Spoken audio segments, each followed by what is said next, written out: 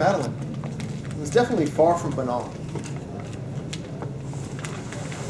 One thing she did when she started her speech was asked us a question. I thought it was a good attention grabber. Have any of you been in a doctor's office and had she called it a Pandora's box, a shocker is another word she used. So basically a diagnosis that came out of nowhere, out of left field, you had no idea you had. That got us wondering, what the heck happened? Today's speech assignment was from her creative, competent communicator manual. It's get to the point. So I'm going to focus some of my evaluations on that aspect. So I would say definitely Madeline got to the point right off the bat. It's basically wanting us to know that she didn't take her health as seriously as she should have. She didn't listen to her own body. She took her doctor's advice for what it was and didn't think much of it until it was almost too late.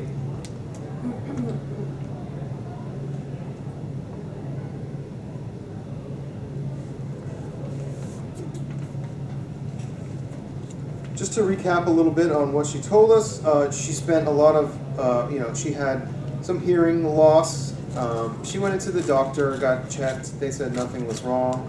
She had an issue with her son, so that took the focus off her for a little while, a couple years, and then, but as her hearing problems progressed, she had a series of workarounds to kind of deal with it, but that problem in her head was actually growing.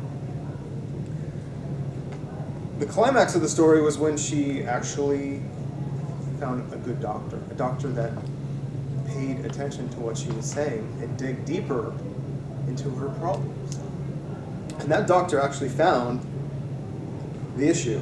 And here's where I think a little bit of an improvement could have been made in her speech.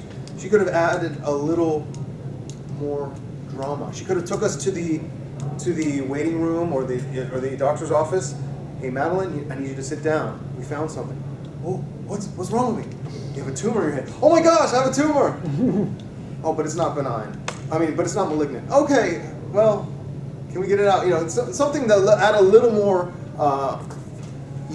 suspense to the story would have just made it a little bit better. Madeline had notes. We know I could tell that she was using them. I wouldn't say too much, but she definitely had to use them through her presentation. Her hands, just a little bit of another knock, were at her above her waist a lot of the time. And I know she had some really great hand movements. She knocked on the table, knock on wood experience, and she did do some gestures. But I would recommend for the next time, keep those hands down at the waist. And when there's time to make that that emphasis through your hands, do it.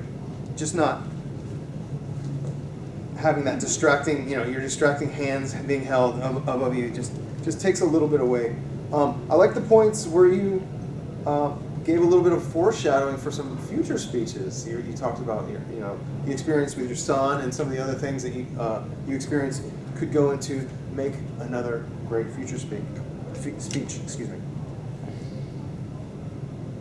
So all in all, did Madeline get to the point? Yes, and I think she concluded by emphasizing to the entire audience that yes, this is what happened to me. Listen to your body, even no matter if your doctor doesn't agree with you, there could be something there, and it may just save your life. Thank you, ladies. All right. Well done.